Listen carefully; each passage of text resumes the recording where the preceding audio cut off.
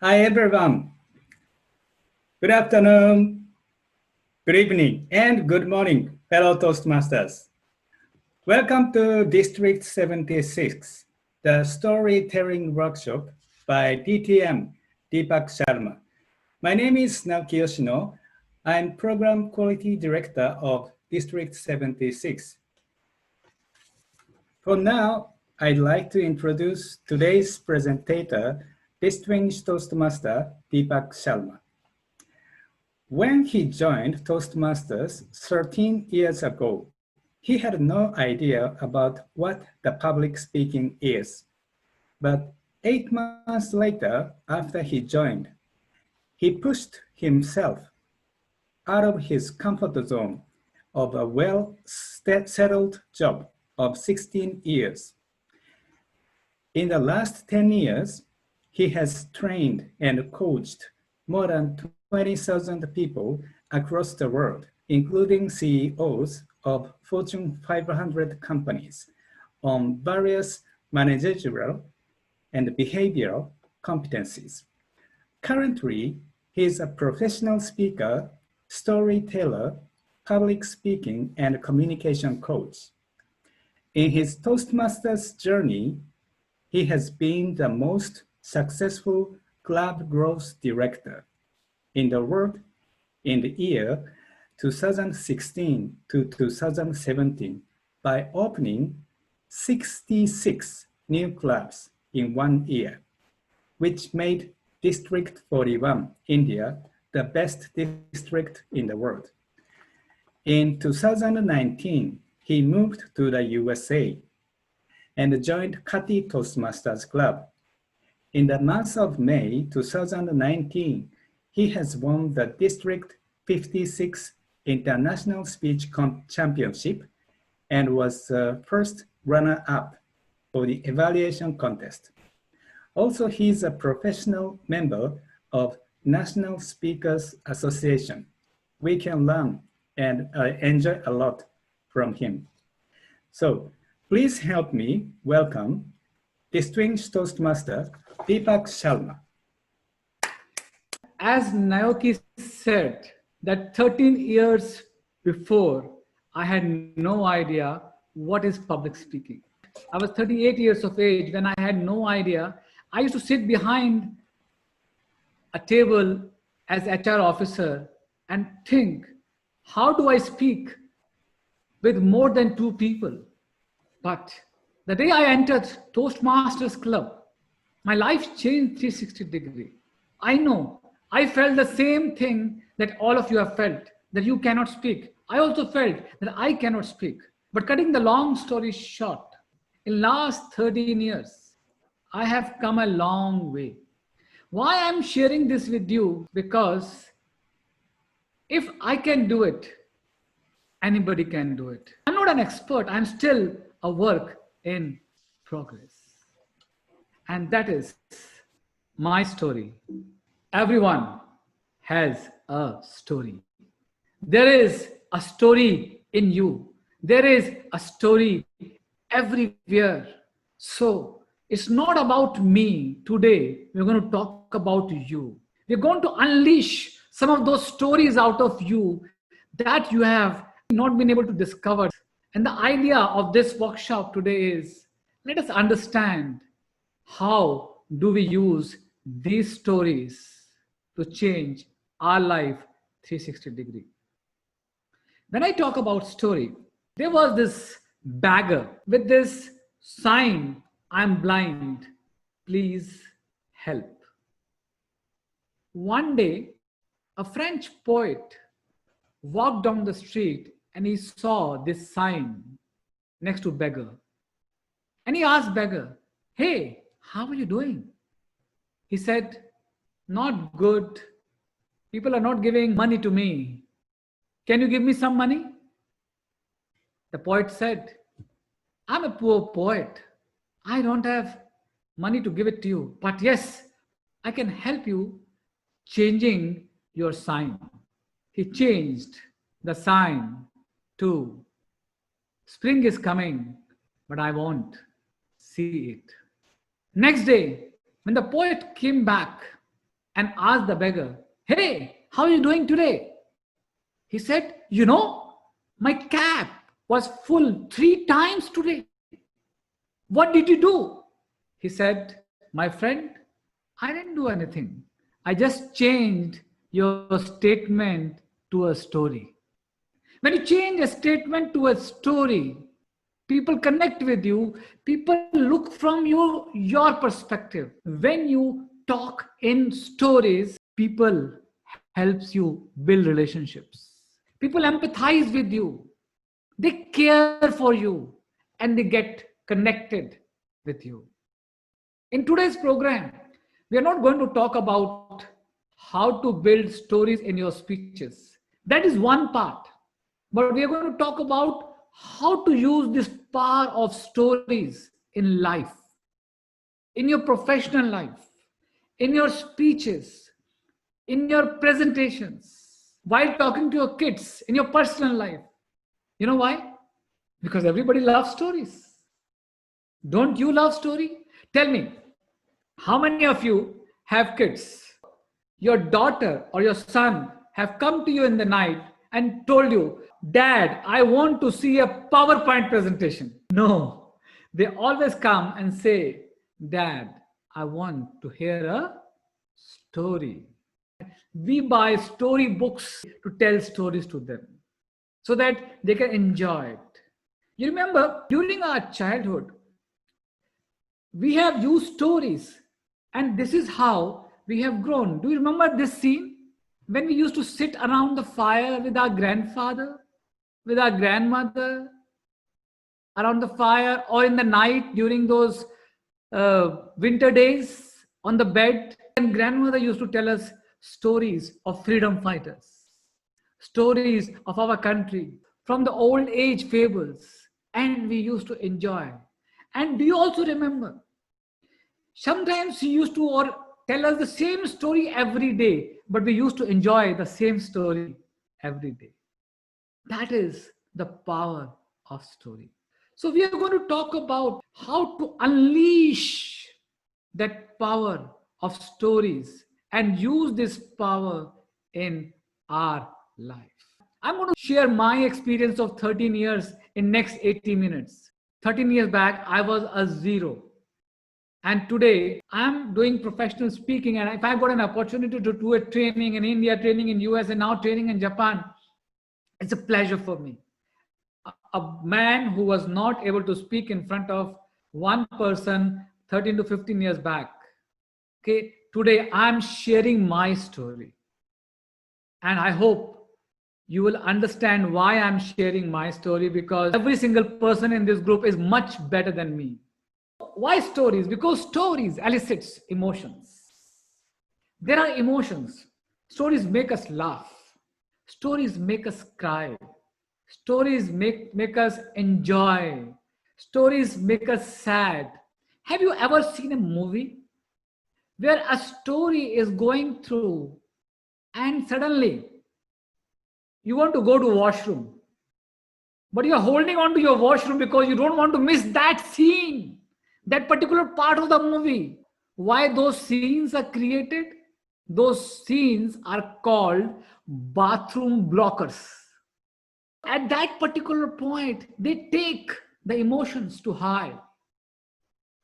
Whether it is emotions of anxiousness, whether it's emotion of happiness or joy or sad or some turnaround happening. But the idea is, when there are emotions in the story, then you are sticking to that story at that point of time. Your tears are falling down without even knowing. Stories means you don't listen to stories. You actually live those stories when you are enjoying and looking at those stories. So my friends, the whole idea about the storytelling workshop is how to use some techniques in this storytelling where we will not telling the stories, we will making our audience experience those stories. We are taking them on a journey with us. I'll hold your hand and bring you into my story, and you live that story with me. Now, what is a good story? I want you to go on this app called menti.com. Whatever your thoughts are, what is a good story is? A good story is impressive. It is on experience, absolutely fantastic. It is universal, relatable, compelling. It gives a lesson. It's call to action, involving, absolutely right. It gives a vivid imagery, inspiring, thought-provoking. Yes, we are getting a lot of information, a lot of messages out here. Keep sharing. We would like to hear from you. What exactly a good story is? It makes us happy. It makes us positive, emotional, excellent. Make you think, oh my God, absorbing, heart moving. It makes you think. Look at your own experience, and entertaining is actually leading, impressive. Great. Relatable. We would like to stop here for a moment. It's impressive. It's universal. Thank you so much. I think I'll stop share here. A good story is entertaining. A good story is one word which came very strongly is relatable. When you say relatable, it means it has to be common. You don't have to cut your hand or climb a Mount Everest to share your story. No. Every single person sitting here have good phase of life, have dark phase of life. And if you go into those phases, you have those stories hidden under it. Where all you can use a story. You can use these stories not only in your speeches, but you can use these stories everywhere in your presentation, in your conversations, motivating your employees in the organization. So these stories are not only the stories for this speech. As I said in the beginning, please don't look at this workshop from a Toastmasters workshop, because why I can say is, I'll give an example. And as I was entering the office, the security guard standing at the gate requested me, sir, you have come for training. Now, I had come for training. I was giving a training, but there were other participants who were coming for training. They were taking training. So there was breakfast arranged for those participants in the hotel, and I already had my breakfast at home. Now, this security guard said, please go and have breakfast. I said, no. I am not a participant. I'm a trainer. I don't want to have breakfast. He very nicely said, sir, if you don't do breakfast, how will you do training? Please come and have breakfast. Now that security guard was not an educated person, but so beautifully he told me that thing. Now I always shared this story in my customer service training programs. I have shared this story in Toastmasters. How to talk to your new members when they enter. You can share any story and connect it at any place. Where will you find your stories? Can you please share, where do you find your stories? From my dream, wow, walking down the street, very nice. Biographies, people, movies, my own experiences, everyday life, absolutely right. Train station, nice. Talking to people, nice. Books, personal experiences. See, the biggest thing that is coming is daily life. I'm liking it. I'm loving this participation. Somebody wrote everywhere. Yes, you all are absolutely right. These stories are everywhere. Some people think that your stories has to be very crazy. No. As somebody wrote, there are stories while walking on the street. There are stories in family. There are stories with friends. There are stories from personal experience. It means your stories doesn't have to be sensational. It has to be sincere. One of my mentors at WCPS, Mark Brown, always says, your stories doesn't have to be sensational. It has to be sincere. Why? Because people connect with you when you share your common things with them. When I told you that when I first entered Toastmasters meeting, I was not able to speak. Don't think You also have the same story. Most of us have the same story. So it is very important that these stories have to be sincere.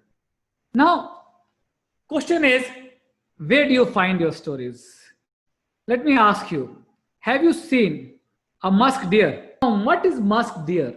Try to understand. Musk deer is a deer that carries musk under his nose. Musk is a kind of a smell. When he smells that musk, he thinks that there's a musk all around.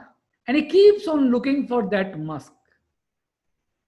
And we are that musk deer. We carry stories within us. But many times we get to meet a lot of Toastmasters and they ask us, how do I find my stories? Where will I find my stories for my speeches? My friend, you are full of stories. You're full of musk. The stories are within you. You don't have to go outside to find those stories. If you don't have a story file, you have to have a story file. What does it mean?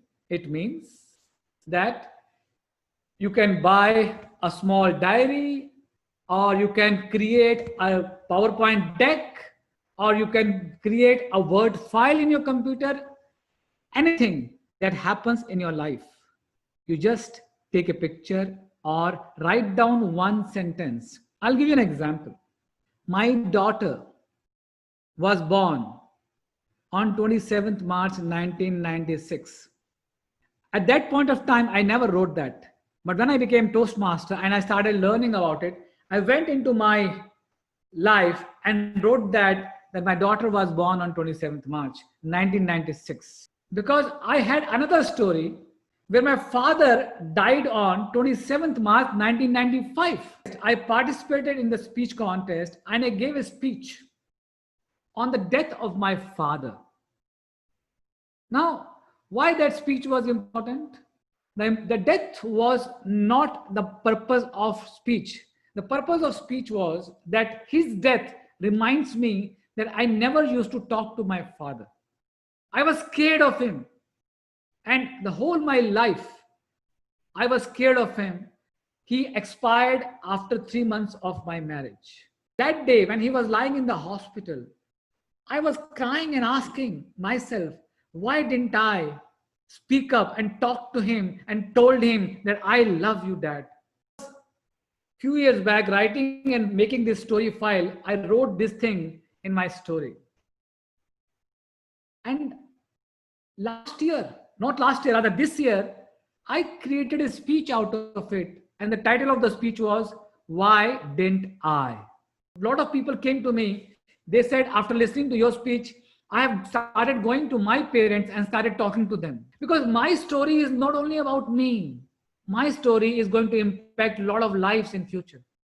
So it's very, very important, my friends, that how do we impact through these stories. So everything that is happening in your life currently or in the past has to go into this story file. When you go tonight home, you make a story file. How do we find these stories? I say oldies are goldies. Unlock your memorabilia. Can you see these small floppies? Have you seen these floppies ever? I know if there are young people in the group, these are called floppies. All the millennials, this used to be like hard disk. You know, these floppies earlier used to be to store data.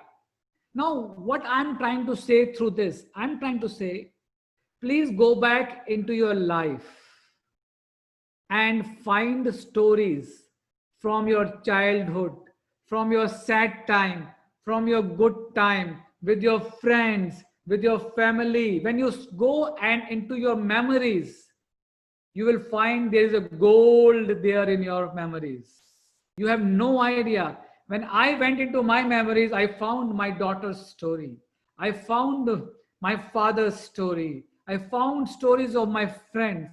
I found an accident that I had when I was in my college. So all those stories I used in my professional speaking journey, in my Toastmasters journey, in my training journey, and people connect with those stories because they have also gone through the same pain, same dark places. So it is very important to unlock your memorabilia. How do you do that? You go through your stages of life. When you were a child, when you used to go into your primary school, go back into that childhood and think about what happened in that childhood and write down everything in your story file. You don't have to worry about whether you will be able to create a story out of it or not. No need. Just write down. You don't know. One day you will be able to pick up a piece out of it and create a magical story out of it, like I did. Then you have your college days. You have wonderful experiences during your college days.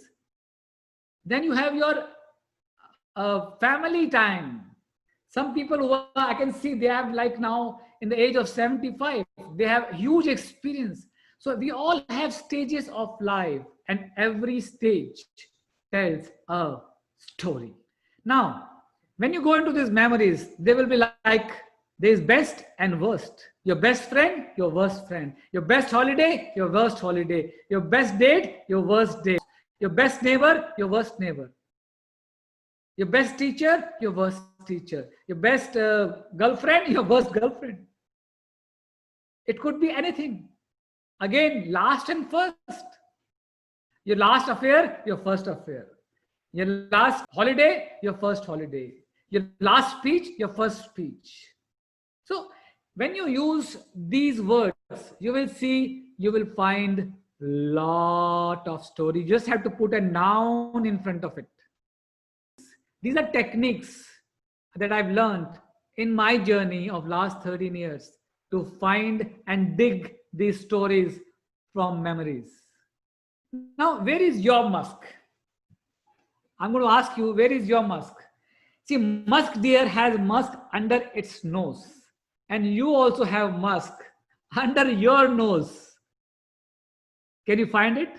Where is your musk? My friend, this is the musk. Your mobile phone. Your mobile phone has a gallery in it. And every picture in the gallery tells a story. This is the biggest tool that you have in your life that you can create stories out of it.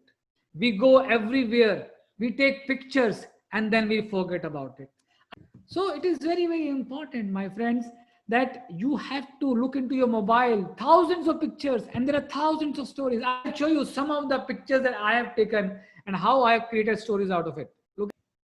Look at this picture carefully. I'm going to keep it on 10 seconds. If you can raise your hand or unmute yourself, I can request the IT director to unmute and tell me, somebody can tell me, what do you think this picture is all about? Coffee shop. Pardon? Coffee shop. Cafe. Coffee shop. Okay. Okay. Anybody else? Yes. Oita Naiko, can you somebody unmute? Okay, I have. Yes. Teamwork. Teamwork. Okay. Okay. Yeah, I thought some music bar. Okay, you saw some new music thing. It may be a music shop. Yes. Okay, Yusuku, what do you think? Careful. Well, shops. I don't know. Which shop? Careful. Okay. Let me tell you. Let me show you this picture again. And this is a car repair shop. Car repair shop. Yes, this is a car repair shop. When I moved to US last year in February, I bought a second-hand car. And I went to this shop to actually show my second-hand car. I was shocked to see this whole car repair shop. And I took a lot of pictures. And I used this particular picture many times, this story around innovation. Now, this is a picture of a giant wheel. Everybody could relate to it. How do I relate this picture to anything? I use this picture as a story wherein I tell people, if you look at this picture, there are spokes in this picture which connects the whole giant wheel together. Okay. Similarly, we have spokes in our life. We are part of our life. If you miss any part, you will not be able to balance our life. Similarly, we have part in storytelling. These spokes are like part of storytelling. If you miss one part in storytelling, you will not be able to create a great story. This is my story. Now, I came to US. I was well settled trainer in India. I have already reached district finals in Toastmasters. I had worked as trainer after joining Toastmasters for 10 years. And then I burnt my boats and left everything in India and came to US because my family was here. And then I started working in a restaurant in initial days in Panda Express. The first day I got my uniform in the Panda Express, I went into the washroom and took this picture because I know that once I become successful in US, this is a great picture to share my story, where I started from in this country at the age of 48 again. So it is very, very important to take pictures. I was on an official speaking tour and I stayed in a hotel, and where I was given a wonderful service by these two beautiful hotel employees. I took a picture with them, and every time I talk about customer service, I talk about communication, the way these guys communicated with me, I was impressed. So every picture shares a story. Every picture shares a story. This is a wonderful story. Can you look at this picture and somebody can tell me what this picture is all about? Yes, Wakayama, I'm unmuting you. Yes. Hello. He was cleaning up the road, I guess. Okay. And you talked to him? Okay, he was cleaning the road. I talked to him. Okay, good thought. So this picture was not about that. This picture was, every day I used to go for a run. Every morning when I go for a run, every alternate day, I used to see this gentleman. He is 83-year-old. And he used to go, he used to run, he used to walk, he used to run, he used to walk, he used to run, he used to walk. For 1 month, I was watching him. One day I stopped him. I said, sir, I've been watching you every day, that every second day that you come here and run. Why do you do that? He said, you know, I'm at 83 and every day I run for 9 kilometers every day, around 5.5 miles. And it keeps me healthy. I said, then why don't you run every day? He said, one day I run, one day I do exercise at home. So what is your message to the young generation? He said in a very beautiful way. He said, I've been running for 53 years. And I know that I will still live for another 20 years easily. He said, I have no problem. I am very healthy gentleman. I don't have any medical challenge, only because for last 53 years, I'm running every day. Now I use this story when I talk about discipline. I use this story when I talk about consistency. I use this story when I talk about momentum. So one story, the one picture that you take can be used in many different ways. So it is not necessary that story has to be in your speech in Toastmasters. That story, I'm again and again saying, stories are so powerful, especially when you are giving your professional presentations. Nobody likes to see those PowerPoint and data and those charts and bar charts on the presentation. Everybody would love to hear these stories because there is a deteriorated child within us. Who are adults? Adults are deteriorated children. They want to hear stories, but they will never say that we love stories. They will sit like this to watch presentation. But when you tell them stories, they will enjoy those stories. You all are enjoying the story. So it's with everyone. So stories are so powerful that they can change the way people think about you. They will build your credibility in the market. They will pay you strong money if you are a presenter, if you are a professional speaker. I'll give you an example. I was recently listening to a professional speaker, Captain Plum.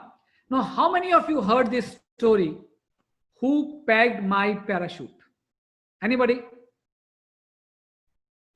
Now, Captain Charlie Plum is a very famous speaker as part of National Speakers Association. And this gentleman was in Air Force. And after retiring from Air Force, one day he was sitting at a restaurant and one gentleman came to him and said, "Sir, you are Captain Plum?" He said, "How do you know me?" He said, "Sir, I know that you were actually captured by enemies and you were there in the prison for 6 months and then you came back after 6 months from the enemy's prison." He said, "How the hell this gentleman know about all these things?" He said, "How do you know about all these things?" He said, "Sir, because I pegged your parachute when you were in Air Force." He said, "Oh my God."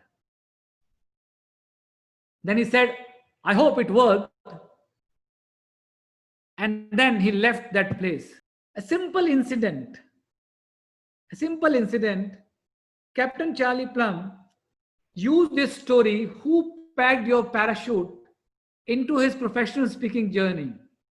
Now, every day in our life, somebody is helping us. Somebody is delivering newspaper to us. Somebody is helping us in managing our house. Somebody is helping us in doing a lot of other things. Our employees are helping us.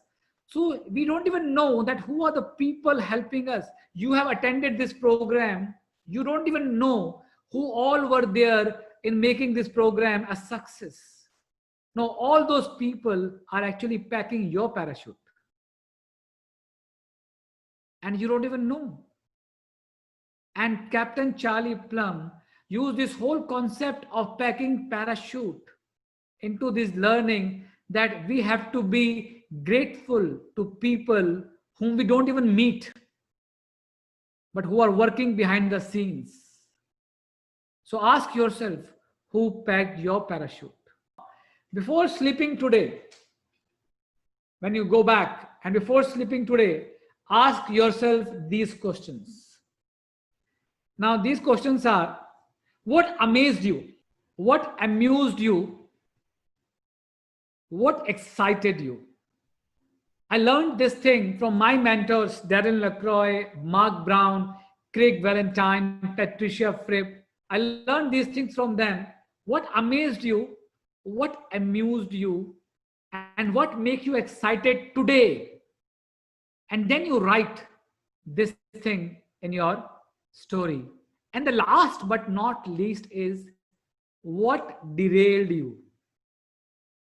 Now, when I say what derailed you, it means many times we are going right on the track in life, during the day, during the week, during the month. Suddenly, something happened and you get derailed. For example, we all were in the world enjoying our life.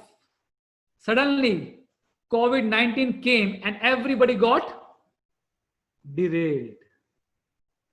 And with COVID-19, each one of us have our own story.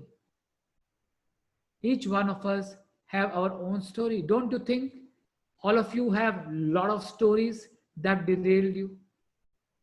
Every single person, when you go back into that memories, as I said, you will see there are a lot of dark places in your life. What do you mean by dark places? Your sad times, where you are depressed, where you are lost, your failures, your flaws, your failures, your tragedies become your real stories today. When something was not working out, you were totally about to give up. But today, things have worked out and things are in much better shape. So when you look back into those derailing times, you will realize those were the stories. I remember when I first time participated in the contest, international speech contest, in first 3 minutes, I forgot my speech. I'm sure it has happened with many of us. It's a story. I'll give you an example. I'm going to show you a speech in a while.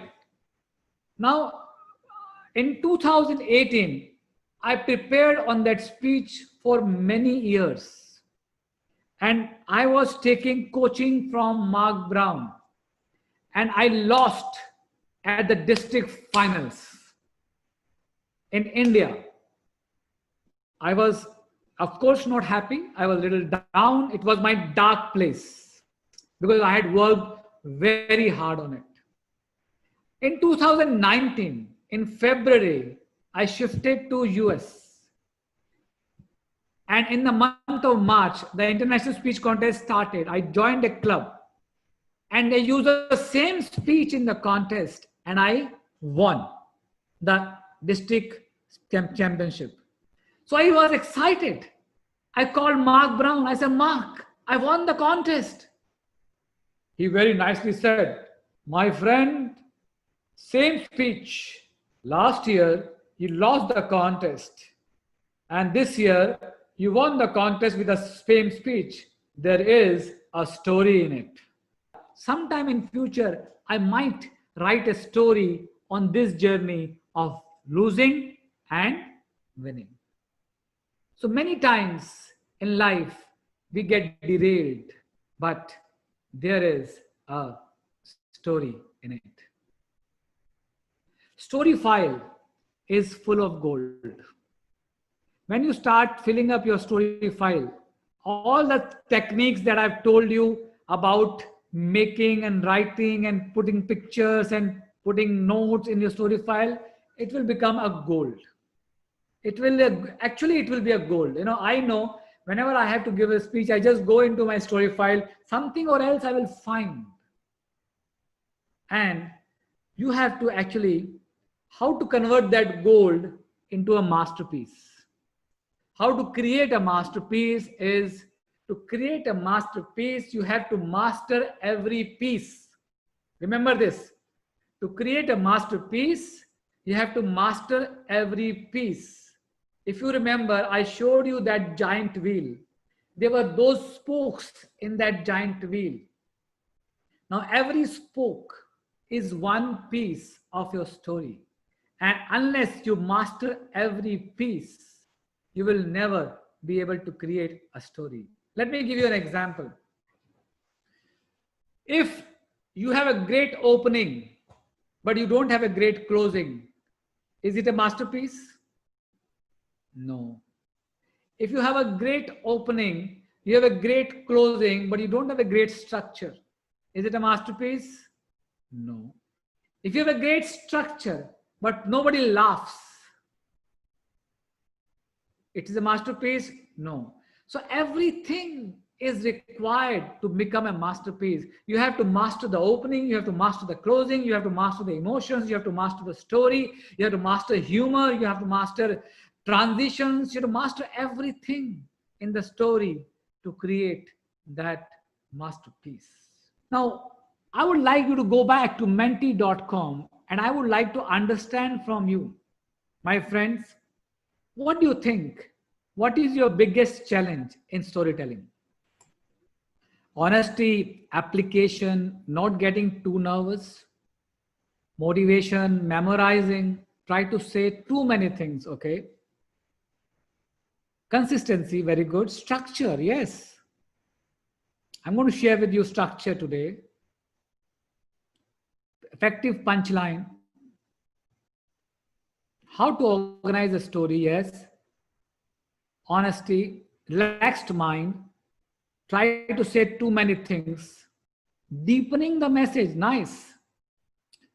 True to yourself, lots of laughter,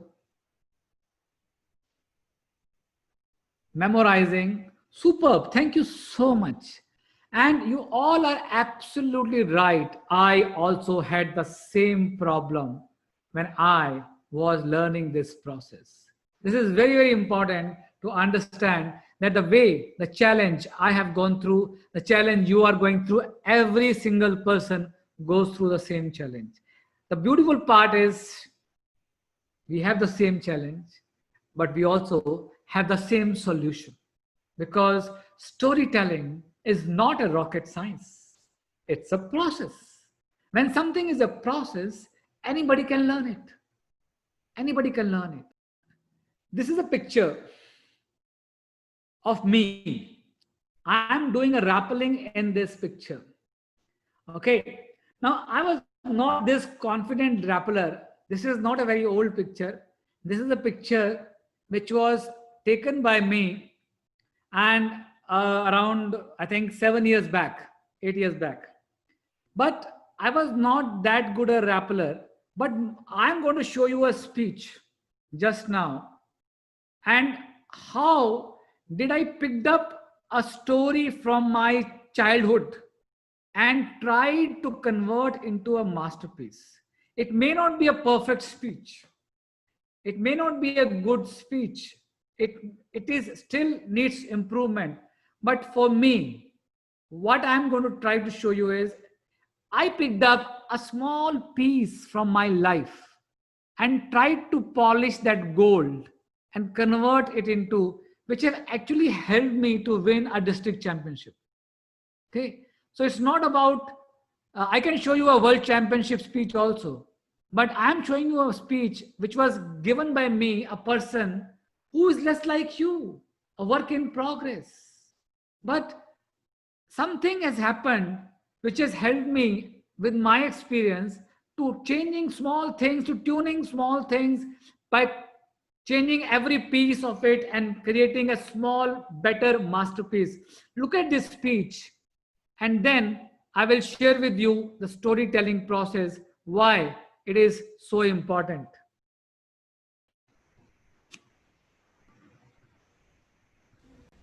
Deepak Shamar, because it's not hurting you, because it's not hurting you. Deepak Shamar.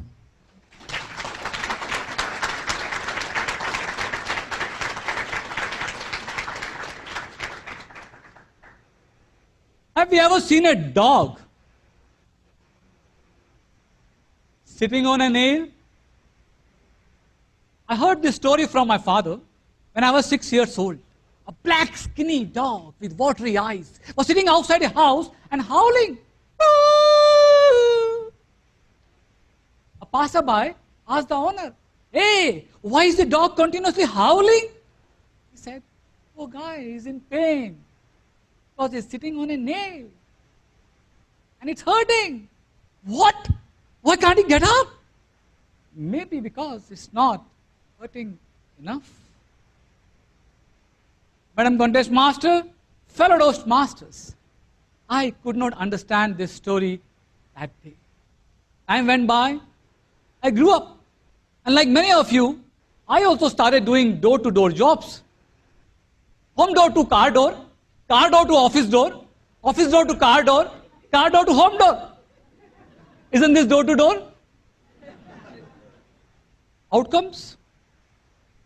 Zero money, zero happiness, and zero girlfriends. I used to complain about everything to my mother, about my boss, my colleagues, and all the girls who were not responding to my proposals. These complaint sessions had become a ritual at my house, and I had become a complaint master. One day, when I was busy with this ritual, my father walked in and said, "Hey, what's your problem in life?" I said, "Dad, going to this office every day is painful. I want to leave this job. It hurts." He looked into my eyes and said, "You are a dog sitting on a nail." The whole story flashed in front of my eyes. I was in the same state, sitting on a nail and howling. He said, I know you are in pain, but you're not doing anything about it. Dad, I am. Yes, you are, my son. Complaining about it to the whole world. It hurts, it hurts, it hurts. Not doing anything about it. You know why? Because it's not hurting now. It's not hurting enough. Was the wake-up call I got that. And when you wake up, God always has a plan. In the following week, my office went for an adventure program and I was introduced to rappelling. This involves descending from top of a cliff with the help of a rope. I was all excited wearing those adventure gears. My instructor hooked me to the rope and said, go and stand on the edge. Oh, I'm going to have some fun. Oh my God, this looks like a 200-feet drop. I can't do this. This is not my cup of tea. Friends, the world looks different from 200 feet. I requested my instructor, please allow me to go back. He said, knees straight, legs apart, and look into my eyes. What all crazy things you're telling me at 200 feet? Legs apart, look into your eyes? He said, yes. And now, take the first step. And I took. Pushed me back to the edge. Oh no, oh no, oh no. My feet were frozen. My heartbeat was in ears. I was scared to death. But I took a deep breath. And then took that first step. Second step. Oh. And in no time, I was in the middle of the rock face. I could feel that fresh breeze hitting my face. Hey, I could see my friend standing on the ground. Hey, take a picture. Take a picture. I was enjoying that descent. I felt as if I was on the top of the world. Have you ever felt that magic? And you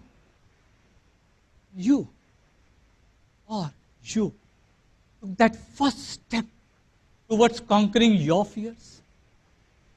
Stepping off that edge was so painful, as if I was getting off this nail I'd been sitting on for years. And when you will try to get off this nail, it will be painful. But once you do, it's pleasure. Since that day, I've taken many first steps. I was the first person in my family to go for inter-religion marriage. I was the first person in my family to leave my job to pursue my passion. And probably, I'm the first person in this Toastmasters family to lose elections.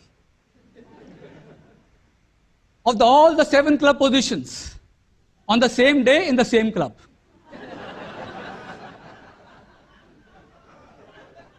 Success or failures, who cares? I'm proud that I took that first step.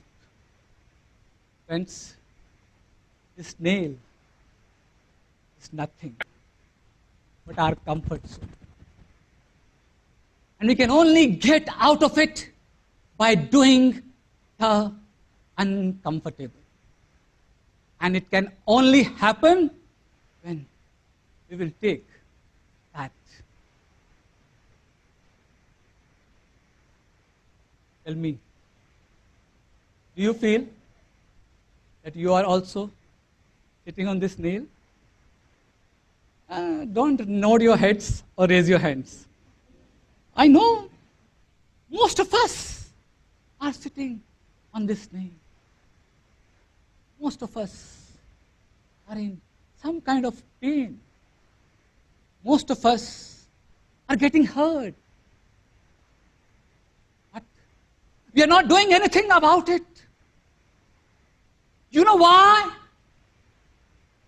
Because it's not hurting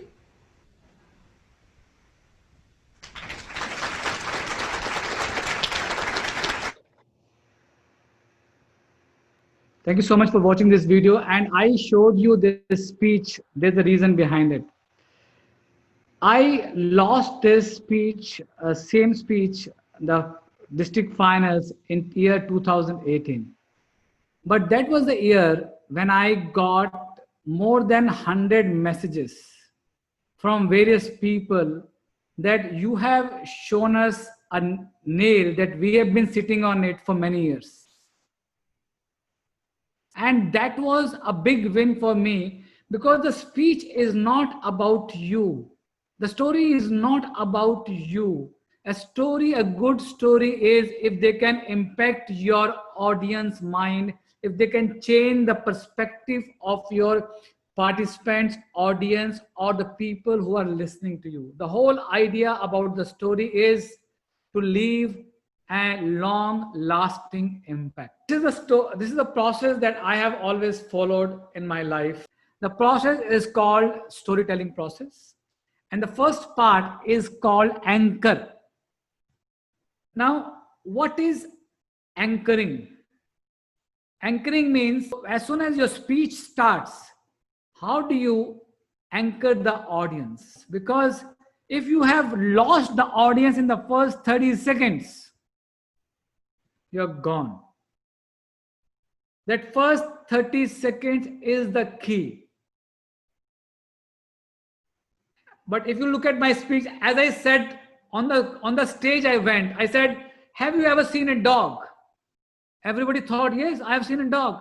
And then I gave a pause and then I said, sitting on a nail. And then everybody laughed.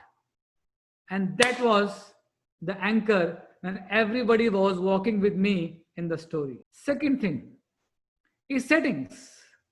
How do you create the setting of your story? I have a setting wherein on my right hand side, there was a dog sitting on the ground. So I was showing that there was a dog. There was the owner of the dog on one side. My father was coming from this side. My mother was on this side. My instructor was here. My rappelling face was there. My friends were standing on the ground and looking at me and taking my picture. Okay. So that is the whole setting of the story.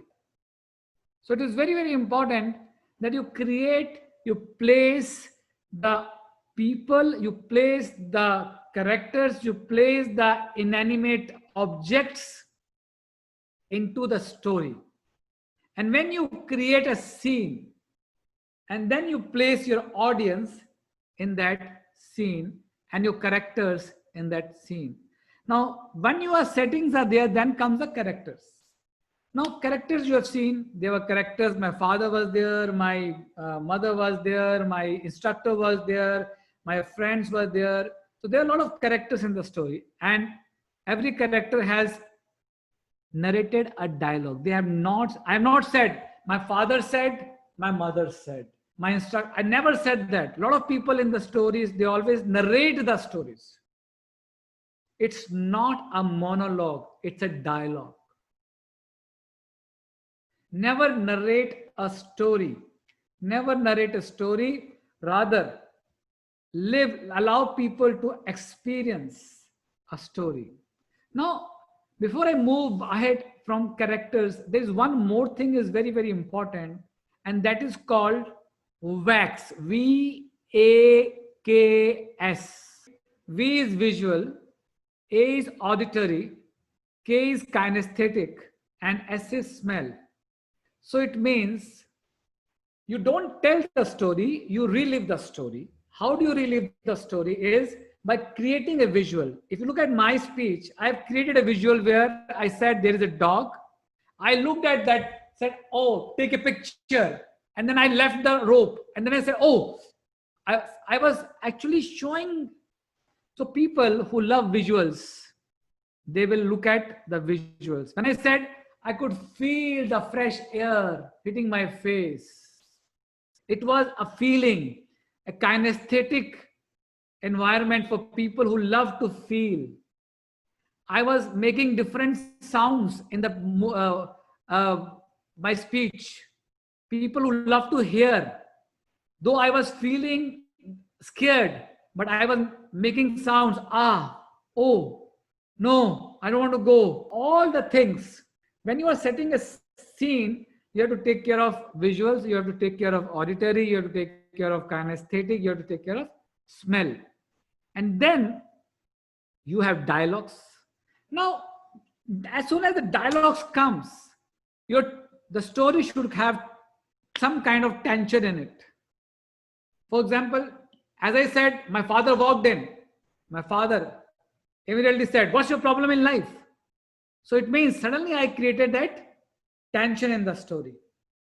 When my instructor came and said, "Go and stand on the edge," and I looked at the edge, I said, "No, no, no, I don't want to do it." Again, I created a tension on it.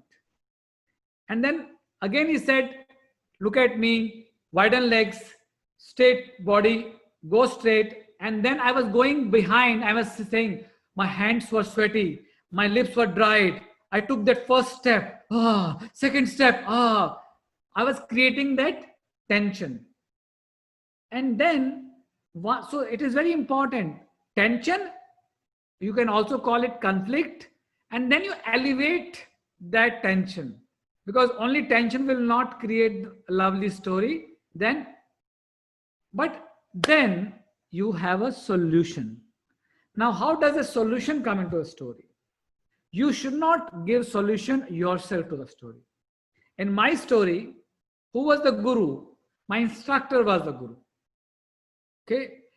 So somebody has to be a guru in the story who will come. It may be a book. It may be a boss. It may be your father. It may be another character. It may be an inanimate object. It could be anything, but you have to learn from somewhere. You cannot become a guru in the story. And when the solution happens, at that point of time, you actually become new person. Am I right? As soon as I took that first step, my whole fear has gone. So it is very simple that after tension, you have solution. And once you have a solution, you have to give as soon as I transformed, then I came on the stage and forward and gave my message. And I said, I know everybody is sitting on this nail. Okay. And then people started relating to it. Unless I get transformed, I cannot give a message. But one thing is very important, my friends, in message. That phrase. You remember what is my phrase in this story? The name of the speech is "It's Not Hurting Enough." I use that phrase in the beginning. I use that phrase in the middle. And I also use that phrase in the end when I close the speech. Now, the beautiful part of the phrase is, it is called, I always call it key phrase. A lot of people call it foundational phrase. So I'm doing a video on it. I think you will get a more detail. My video will be released on Monday on my YouTube channel. And the name of the video is Phrase That Pays. Phrase that pays. Now, why I call it phrase that pays? Because if you are a professional speaker or you are a presenter and you are picking up a message and full presentation is around that phrase. For example, whenever I used to do a communication workshop, I have a phrase, very famous phrase. It's not what you say, it's how you say. Now, I used to use this phrase throughout my workshop.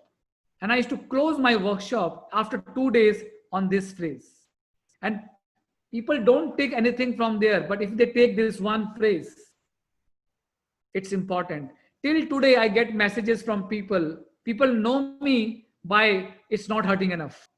If you are able to deliver that message, my friends, you will be able to. It's not about winning a contest. It's about leaving an impact with people who are front of you. Because when you get that 7 minutes in Toastmaster or 10 minutes in your office or half an hour making a presentation wherever in the world, it's not about you. You have hundreds of people sitting in front of you who are spending time. It's their time, and you have to make sure that you give worth of their time by using stories, using this storytelling model, and taking this journey and making sure that they go back with a strong message from there. I received this message in 2018 and it says, "Hi Deepak, how are you? I've been thinking of you of late. You gave a speech sometime when I was active in Toastmasters. One of the things you talked of was, when was the last time you did something for the first time? I kept going back to this each time. I thought of a way to spend my time since then. I'm concluding an international solo trip for the first ever time and keep thinking of it. I wanted to say thank you." Now, this is a message I received in 2018 of a speech that I delivered in 2014. Okay, a speech that I delivered in a club in India in 2014, and I received this message in 2018. And the key phrase in that speech was, "When was the last time you did something for the first time?" I'm again telling you, when was the last time you did something for the first time? And this is not one of the message that I received after I have delivered a speech which has a phrase. Many times I received messages from people, but this message really impacted me big way. Why? Because in 2014, I was a very new Toastmaster and I have impacted somebody when I was in my journey of public speaking. I was a work in progress. And somebody writes to me in 2018 that I have impacted somebody at that particular point of time. So my only humble opinion to you is that, my friends, it is not where you are in your lovely life. It's all about collecting these stories and using this formula and keep sharing these stories in your Toastmasters journey, because you don't know whom you are going to touch in your journey of life. You may change a lot of lives in the process. You may impact a lot of life in the process. But when you impact life, people may not tell you at that point of time. Recently, when I gave a speech of my father, one guy came up and started crying in front of me.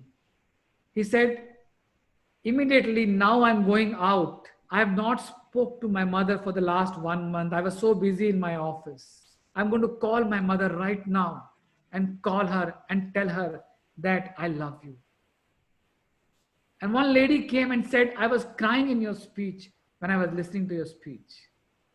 So you don't give speeches, you give experiences. So start giving experiences from today. Don't say that I am giving a speech. Just say that I am giving an experience to people, and ask yourself, what is your story? Because every person has a story. Thank you so much. Thank you very much, Toastwiki and Deepak Sharma, for the wonderful workshop. Thank you so much.